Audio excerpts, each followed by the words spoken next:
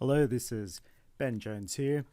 I'd like to speak for a few minutes about history essay writing skills, some common mistakes, and tips on how you can improve, particularly targeted if you're a second or third or fourth year history student. One of the most valuable skills you will learn in an arts or humanities degree, and I think particularly a history major, is how to communicate with influence. And this is quite separate from the knowledge base you are building. The ability to read and comprehend sometimes long, densely written articles, the ability to think critically and analyze sources, the ability to express complex ideas in a concise way, and the ability to mount a logical and convincing argument are first-rate skills in the workforce and in life in general. One of the classic complaints from students at school level, especially when studying something that seems abstract or niche, is, when will we ever use this in the real world? Apart from the obvious retort that school is the real world, university is the real world, and you're using it right now in your assignments and your essays. But apart from that, when it comes to essay writing, the ability to communicate clearly and convincingly is highly valued by employers. When you graduate and look back at where you were at the start of your degree, you should not only see how much knowledge and how much content you have gained over the years, but you should also look back in awe at how much better your writing is. So many students, particularly if they leave it late, they just quickly glance at the essay question, pick something before reading the assessment criteria. That's a bit like your partner or your housemate saying, "We need some groceries," and then you just say, "Yes, okay," and rush out the door without asking for a list or asking what in particular.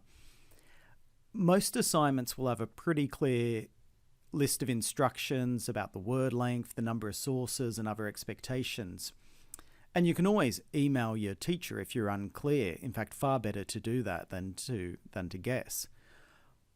Obviously, a literature review, a journal entry, a primary source analysis are all different kinds of writing. But what I want to talk about here is the formal academic history essay, which is the bedrock of a humanities degree. In my units, at least, there are three principal criteria that can be summarized as CRU, which stands for content, research, and essay writing. So with your content, have you presented something that is accurate, relevant, and unbiased, or at least as unbiased as we can get as humans in terms of your historical evidence? To put it bluntly, you need to get your facts straight. Obviously, it's a big problem if you've got dates wrong, if you misappropriate quotes, if you misspell people's names, and this is a big one and quite a common one. Whether it's a historical figure or a historian, double check you're spelling their name correctly, or if there's a place name, especially if you're using it a few times, if you get it wrong, that means a few errors. This is just easy marks. Is there evidence that the relevant lecture has been listened to? This is a big one, particularly with distance education. There's no roll call, but the lectures will include specific sources and themes and ideas that are obviously valuable to the lecturer, who usually is the marker as well. And it's generally very obvious if you try and write an essay but you've not listened to the corresponding lectures, and if you've not done the set readings, and you will rightly be marked down for it. A history unit is a holistic teaching opportunity that has been crafted and put together with care. A lot of thought goes into what content will go in the lecture, what content is in the chosen readings, and how they can inform the essay questions. It's all designed to go together. So if you've just grabbed the essay question but haven't listened to the lecture, you're really putting yourself at a great disadvantage. Research and referencing is the R. Has evidence been taken primarily from scholarly texts? This is a huge one. This is really what separates university-level history from high school or a casual history enthusiast. At this stage, you should know the difference between peer-reviewed sources and non-peer-reviewed. In the first year, you might be able to scrape through with a warning if you're primarily using internet sites or blogs or Wikipedia, but definitely by your second year and in advanced units, you must know the difference between scholarly and non-scholarly sources. There are some non-scholarly sources that can be used, of course. An article from the Age newspaper, you can cite an interview on ABC Radio, you might use information on the Australian War Memorial website. All of that is fine, but as a minimum,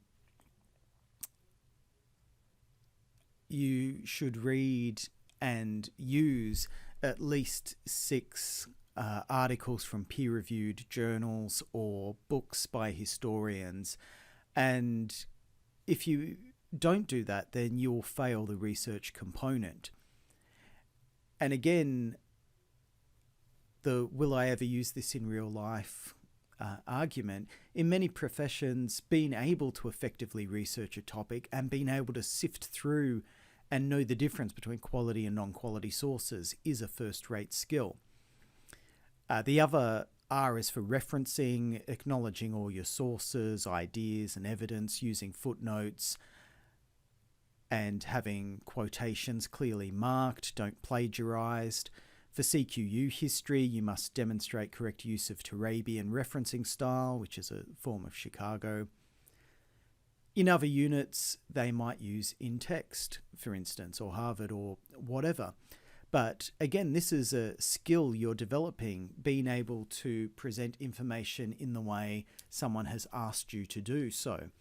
If you don't submit with the correct referencing style in an advanced unit, again, you are just throwing away very easy marks.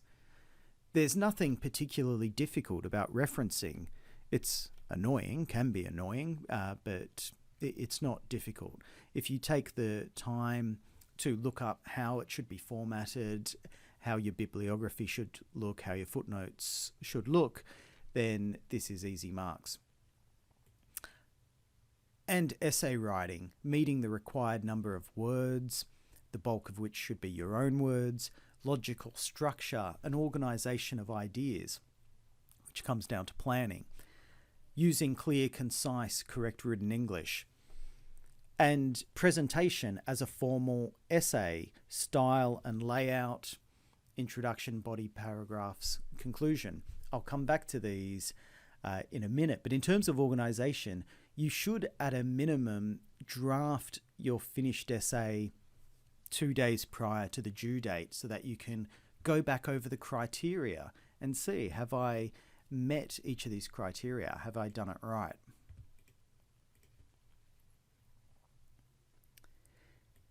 If you want to succeed, start early. The essay questions are usually available at the start of term, so set aside just 30 minutes to read through them. That's not a lot of time. Everyone says they're busy, a lot of you work, a lot of you have carers, duties or whatnot. You can find 30 minutes. And if you can't, you need to think about if you're taking on too much university work. So take 30 minutes, sit down, find a question you're interested in, and just do a quick initial search of the library. Are there lots of sources easily available? Are they in the form of online articles that you can get as a PDF immediately? Then save them to your computer straight away. You don't have to read them straight away, but at least start the research process. Or are they books? Are the books available in the library on your campus, or will you have to put in a request? Will you have to assign time for that? You might be able to write an essay in 2 or 3 nights, but you definitely cannot do the required reading in that time. And if you haven't read anything, what are you going to write about? If you only start a couple of nights before, you simply do not have the time to read all the scholarly sources. And as a result, what you will end up doing is just searching the internet for shortcuts, looking for short articles, looking for explainers, looking for blog posts. And it is really obvious to the marker if you haven't taken the time to do the required reading and research. So have a reading plan. Keep in mind a journal article or a book chapter will take around an hour to read. So if you do the minimum and find 6 sources, then you need 6 hours just of reading time to take notes, to highlight key quotes. When are you going to do that? And be honest with yourself. You can put a 6-hour chunk aside in your diary, but are you going to be able to really sit there for 6 hours in one go and read through those journal articles? I certainly wouldn't want to try. You might be able to focus for 3 or 4 hours. Personally, I wouldn't be able to do even that long. I'd certainly want a break. My brain would need a break, and yours probably will too. So be realistic about where those 6 hours of reading, where you're going to put that in your weekly diary. Do you work? Do you have carer responsibilities? Do you have other responsibilities? If so, then you have to be really strict on yourself. You need to set aside time for this unit and you need to stick to it. Time management is key to everything. Use a diary. Personally, I love the Google Calendar as it gives me prompts and I can set it for half hour or 1 hour beforehand, giving me a reminder. But all of this is project management, again, a highly valued skill. Thinking back on the criteria, I urge you to set yourself a due date a couple of days before the submission date. And this is tough. I still remember as an undergrad, it was hard for me to make that mental adjustment to saying the due date is 2 days earlier, but it made such a big difference. If you've finished a draft 2 days early, you can relax, you can breathe a sigh of relief. You know you have a finished product, you know you've got something you can submit if you need to. And then with that relaxed, calm state of mind, you can reread it with fresh eyes. Can the sentence structure be improved? Are you answering the question? Should you add in an extra source or two? And of course, with those fresh eyes, you'll also pick up all the little typos. Again, this is easy marks. You know when your essays are due. You know that you have to factor in listening to the lecture. You know you have to factor in doing the research, doing the reading, taking notes. You know you have to factor in however many hours you might need to write a first and second draft. I would guesstimate, and it's different for everyone, you need about 12 hours from woe to go. You definitely want to space that out over a few weeks. An academic essay is an argument. So content is important, of course it's important, but you're not primarily being asked to demonstrate your knowledge. If you find yourself falling into narrative or storytelling, you need to stop.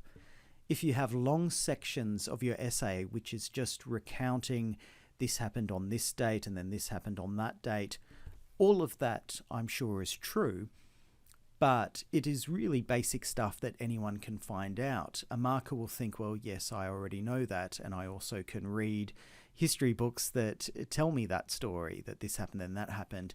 So you need content and you need evidence, but there has to be a point to it.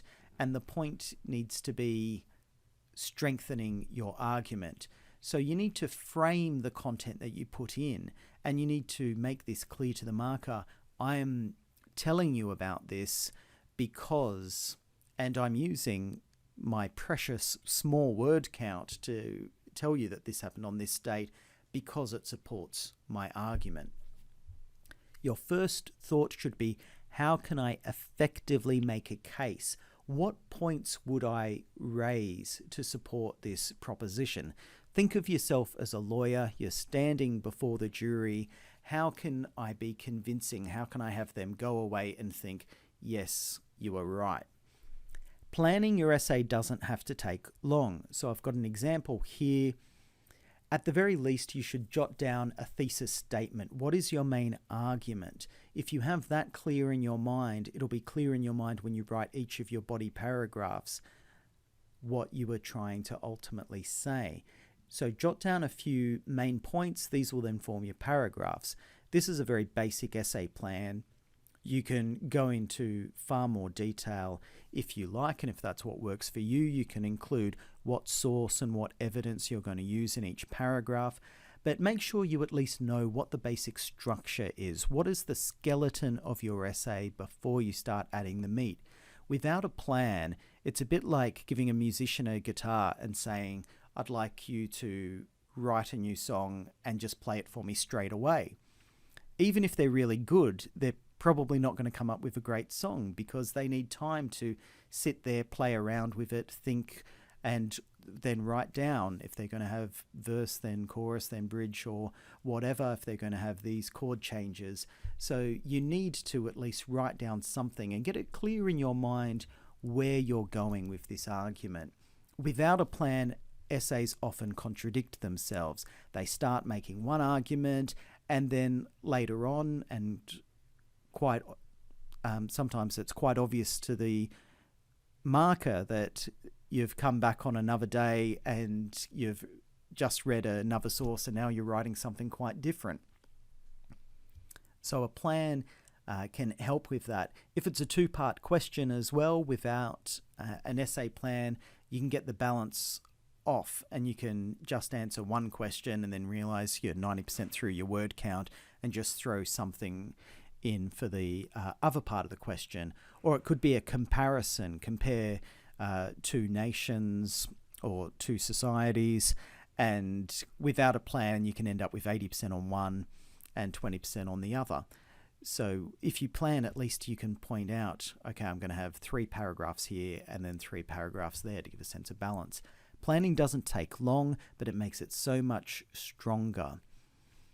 And right down to things like, if you know in advance what your next paragraph is at least going to be on, then you tend to write with a nicer flow and you include nice linking sentences and you steer the argument towards what your next point is going to be. For an advanced history essay, it's expected that you understand the basics of academic writing. What does an intro do? What is a thesis statement? What does the perfect paragraph look like? What is the role of a conclusion? If you're unsure of any of these, go to the Academic Learning Centre. There are so many useful resources. Again, check your work, especially the intro. It's probably the most important paragraph. You should spend a lot of time on it. It is normal to rewrite your introduction several times as your argument develops. Look at your body paragraphs. A big red flag for me is when I see a paragraph with 1 or 2 sentences, because it shows the writer obviously does not understand the basics of academic essay writing. Look at the elements of an academic paragraph: topic sentence, explanation, evidence, discussion, summary, usually some kind of link back to the question or explaining why this paragraph is relevant and how it fits into the argument. It simply can't be done in 1 or 2 sentences. And this may seem very formulaic, and there are exceptions to the rules, but you need to develop the basic skills before you can move on and to more advanced writing. So turning now to a few common writing errors. Be careful of claims like many historians claim or historians are divided. At the very least, if you want to say something like that, you need a footnote citing another historian saying something similar. But better yet is to, if you say many historians claim, to have, 3 or 4 examples. And that not only justifies your statement, but it also demonstrates you've read a fair bit of the literature. When you introduce someone for the first time, full name and who are they, and subsequent references, just the surname is suffice. Please don't write Field Marshal Sir Douglas Haig every time in an essay on World War One. Be consistent. Do you want World War II capital I's, or World War the number 2, or the Second World War? Whichever it is fine. Just be consistent. If using a term multiple times, spell it out the first time and then use an abbreviation. Beware of what I call monster paragraphs, which is, I suppose, the other side of having a 1 or 2 sentence paragraph, is having over a page length paragraph. Go back to the general rules, and there should be one clear point. And if you're writing over a page, you've probably gone beyond one clear point. Quotes as sentences, nope, although it does happen a lot. So introduce them. It can be as simple as Curran argues, comma, quote mark, then have the quote. Shorter sentences are often better than long-winded parasentences, which is another little word I've invented, but basically just means a sentence that is so long it's about the length of a paragraph. Turning to grammar, the most common mistake I see is a reasonably basic one, but it's not understanding the difference between a possessive and a plural s. And the rule is simply you need an apostrophe if there is possession. So Australia's foreign relations, these are the foreign relations that belong to Australia, hence there is apostrophe s. If there was no apostrophe and it said Australia's foreign relations, that would imply there are 3 or 4 countries called Australia. So Australia's foreign relations, and relations doesn't have a apostrophe because it's not possessive, it's plural, because Australia has relations with several different places.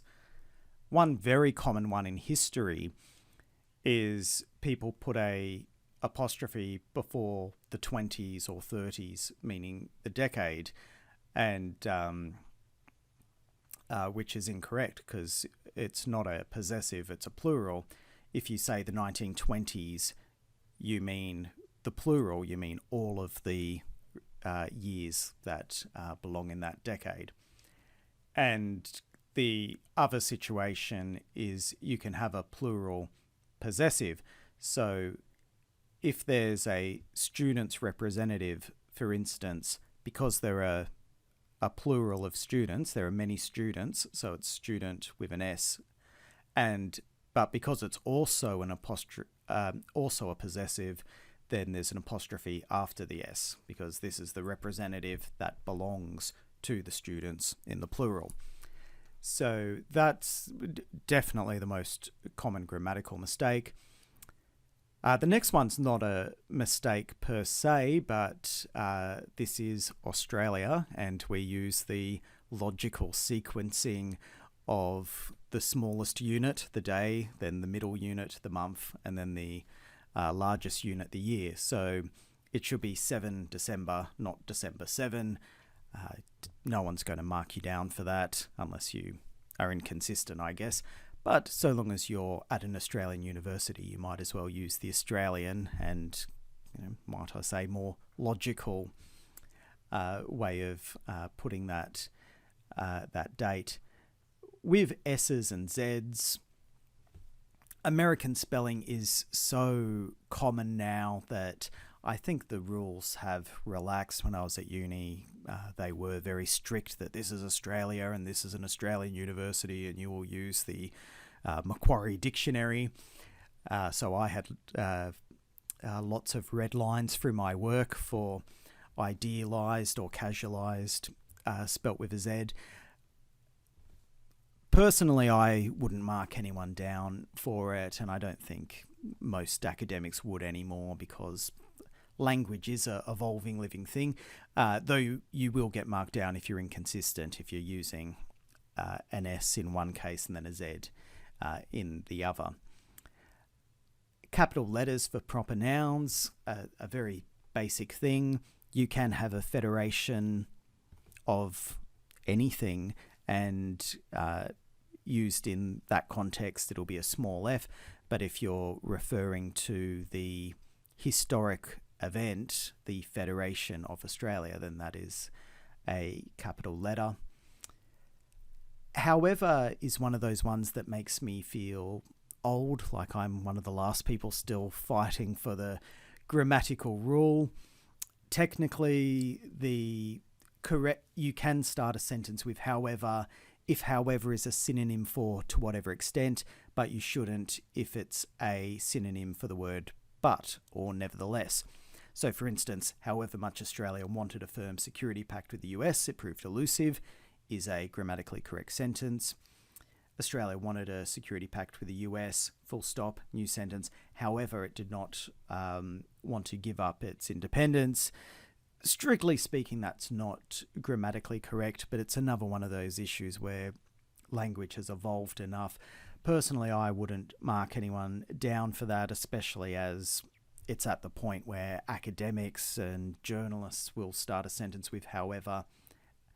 So my line in the sand, if you will, the hill that I die on is I will say don't start a paragraph with however, at least if you mean it as a synonym for the word but or nevertheless. Referencing is not a chore. I know it seems like a real pain, but think of it this way. Referencing is your chance to show off. It's your chance to showcase your wide reading and really make your examiner think, wow, look at all the research this person did. So if in doubt, cite it. Be like the Credible Hulk. So an essay on World War I, if you mention it went from 1914 to 1918, okay, that is well and truly common enough knowledge that you don't need a footnote. But even something like 60,000 Australians died in World War I, that is also very common knowledge, but I would cite it, and I think you should. And the reason is not because the examiner's going to sit there and think, oh, is that right? I don't know. Show me evidence. But if you say, I got that from Joan Beaumont's book or Carolyn Holbrook's book, then that tells the person marking your essay, oh, good, they read this book by this historian. Whereas you also just could have got that information from Wikipedia, which won't get you any pats on the back.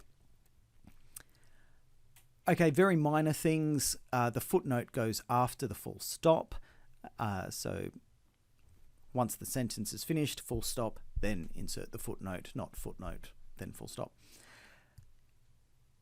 Use online journals as if it's a paper source. So if you've got a digitized journal article, provided it is just a digitized version of the paper journal, then all the information is there. You've got the volume, the issue, the year, and the page number.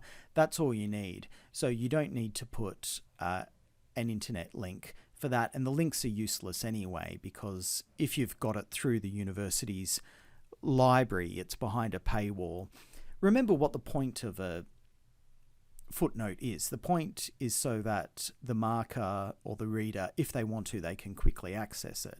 So if it's a journal article, you just need the information for a journal article, whereas if it's only an online source, then a link is needed. Sources like Quadrant, for example, this is a intellectual magazine of the largely right-wing conservatives. The Monthly, again, a magazine of largely left-wing progressives. The Age newspaper, the Sydney Morning Herald, the Australian Bureau of Statistics. All of those are fine to use. You may find really good information there. So it's fine to use it, but just be aware they're not peer-reviewed. So they can certainly be in addition to your scholarly research, but they're not a substitute for it. Don't use the study guide, but do use the sources in it. Italics for journal names, that's a very basic one you should know. Again, this isn't a hard and fast rule, but if you've written a whole paragraph and there's not at least one footnote, at least one point where you're pointing out, look where I'm getting this research from, you should probably reconsider or rewrite it. And a quick reminder that for Turabian, which is a form of Chicago referencing, the first time you cite something, you'll put the whole information, so it should look something like that. If you've used Raymond Evans' History of Queensland, if the very next footnote is also Evans, you can just write IBID. And if you use the exact same source, but it's a different page, then just IBID and then the page number. But then if you use a whole bunch of different sources and different footnotes, but then you come back to something Evans says, the second time you've used it, you just use a short title. So in this case, A History of Queensland's pretty short anyway, so just Evans, A History of Queensland, 1930 is fine, but you certainly don't need to mention again where it was published. And in the bibliography, it should look something like that. Again, it's not hard. Doing this is just easy marks. Okay, nearly done. Edit your work. Again, goes back to the advice, get it done 2 days early. As soon as assignments are announced, write it in your diary for 2 days early. You'll forget when the real date is anyway, and it'll be a pleasant surprise. But get it done 2 days early so that you have time to edit. Typos, grammatical errors, throwing away easy marks. On the other hand, excellent style is just free marks, bonus. Once you've completed a first draft, even if you're pretty happy with a sentence or with a paragraph, look over it. Can it be improved? Can your language, can your phrasing, can your vocabulary be improved? And this takes time. And I think vocabulary especially, again, look back over your early essays, and if you find your vocabulary hasn't grown, then make that a priority as well. Remember, it's not just the content and the knowledge. You are learning how to write with confidence and with clarity and with influence. Double space your work, easier to read and leave feedback. The Academic Learning Centre is amazing. The library is amazing. You can ask a librarian if you're having trouble. Say, I'm doing this essay question and I need help finding a peer-reviewed journal article. Ask for feedback on Moodle in the general discussion. Form a study group, especially for distance ed. It can be really isolating. So if you have one or two people, or just be brave, even if there's no one else on your location, why don't you email someone else from the course and say, do you want to be study buddies? Do you want to send each other drafts of our work? This stuff is invaluable. The best way to become a good writer is to read good writing. So for a history essay, the best preparation is reading historians. How do they construct their sentences? How do they construct their paragraphs? Imitate the structure. Finally, one last plug for the Academic Learning Centre. If you haven't been to their website or used any of their resources, make it a priority.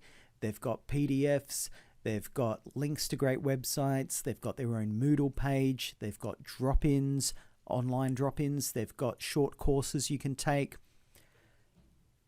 If you're still in your first year, although I think few of you would be, but if you are in your first year, they also will give you free face-to-face consultations and will read over your work. Why would you not take advantage of that? As I said at the start, especially with a humanities degree, one of the most valuable things you are learning is how to communicate with confidence, clarity, and influence. But at the end of the day, this all comes down to intrinsic motivation. I can beg you to take advantage of the ALC. I can go on and on until I'm blue in the face about how you need to read widely, how you need to start your drafts early. But if you don't have the motivation and the desire yourself, then nothing's going to happen. If your only goal is to scrape through a degree with a bare minimum, then that's all you'll achieve. But you will arrive on the other side and find yourself in a very competitive job market, and you probably will wish that you took advantage of your time at university to really stretch yourself and to grow and to radically improve not just your knowledge on the various units you're taking, but how to be an effective writer. So if I can leave you with this, the first step is having a plan. Make space in your diary, write it down, leave yourself a reminder. If you've got a supportive family member or friend, ask them to be your accountability buddy. Tell them, especially in term one, when you've usually got lots of motivation, tell them that that Monday afternoons at 7 p.m. is always when I do my history reading. And if you find me watching TV or Netflix or something, please, please tell me to stop. All of these little things help. But the first step is having a plan. Make space in your diary for researching, for reading, for writing, and for editing. If you do that, you will see a vast improvement.